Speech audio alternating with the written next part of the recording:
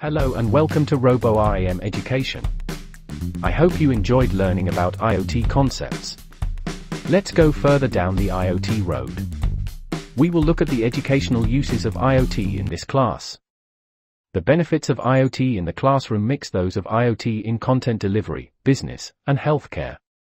It personalizes and improves education by allowing for the optimization of all materials and modes of distribution. It enables educators to focus on individuals and their approaches. It also cuts schooling costs and manpower by automating typical tasks outside of the educational process.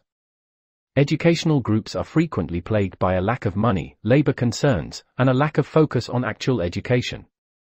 They, unlike other businesses, frequently lack or shun analytics because of financing constraints and the misconception that analytics do not apply to their industry. IoT not only gives useful data, but it also democratizes that information by utilizing low-cost, low-power tiny devices that nonetheless provide great performance. Through in-depth analyses of critical areas, this technology assists in cost control, enhancing educational quality, professional growth, and facilities management improvement. Some of the key focusing areas are response, performance, and behavior of students. Response, performance, and demeanor of the instructor. Monitoring and upkeep of facilities. Other facilities data. Data educates them about ineffective techniques and behaviors, whether they are educational initiatives or facility characteristics. By removing these impediments, they become more effective. Let's look at the advantages of integrating IoT for educators. The information offered by IoT enables educators to provide better education. They can see the success of their strategies, the perspectives of their students, and other aspects of their performance.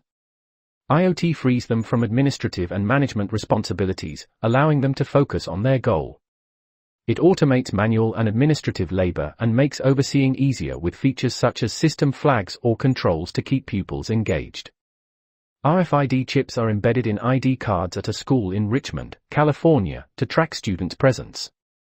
Even if students do not check in, the system will track and report their presence on campus. The Internet of Things gives instructors easy access to valuable teaching tools. Educators can use IoT to act as a one-on-one instructor, delivering personalized educational designs for each student, such as analyzing data to decide the most effective supplements for each student and auto-generating content from lesson materials on demand for any student.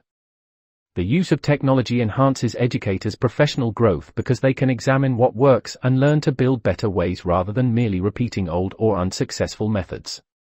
The Internet of Things also expands the knowledge base utilized to develop educational standards and procedures. Education research is plagued by inaccuracies and a general lack of data.